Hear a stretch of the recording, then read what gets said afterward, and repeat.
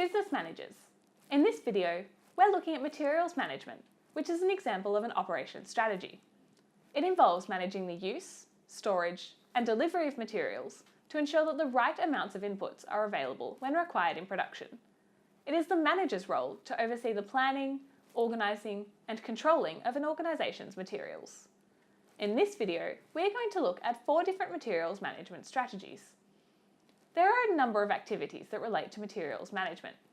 The LSO needs to be able to receive and safely store materials and controlling the release of materials into the production process. It is also important that a company minimises the holding of surplus stock and accurately forecasts acquisition of stock. The first strategy that we're going to look at is materials planning. It involves setting a production plan, master production schedule, and a materials requirements plan. A production plan is an outline of the activities undertaken to combine resources to create goods or services. A master production schedule details what is to be produced and when. This is to be conducted prior to a materials requirements plan. Within this is included what goods and services are to be produced, the volume to be produced, the production methods to be used, when and where production will take place, and the staff required.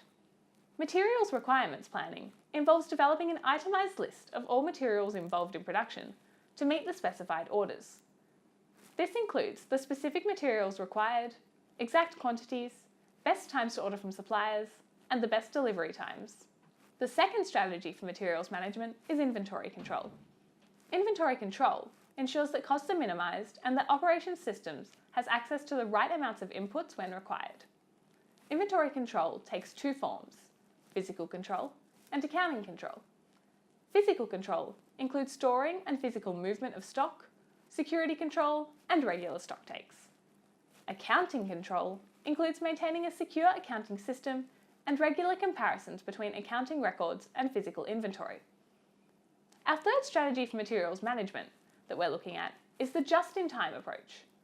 This strategy is based around the idea of delivering inputs just before their use in operations, so they don't have to be stored by the organisation. This keeps inventory costs down, reduces capital investment and waste. The use of this strategy, however, is dependent on having reliable suppliers, as this can lead to extensive and costly delays in production if materials are late arriving or defective.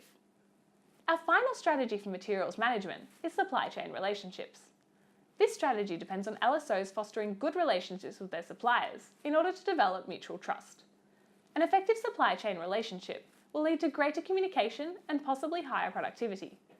It is also advisable to have backup suppliers in the event that the organisation's current suppliers are unable to provide the necessary inputs required for production. Questions that relate to this operation management strategy that could be seen in Saxon exams vary from being asked to define materials management, to simply outlining a couple of the strategies mentioned here, to more complex questions which require you to evaluate one of the materials management systems or compare different strategies. So, as always, the better your knowledge of this section is, the more likely you'll be able to deal with anything thrown at you in the exam. Thanks for watching and happy studying.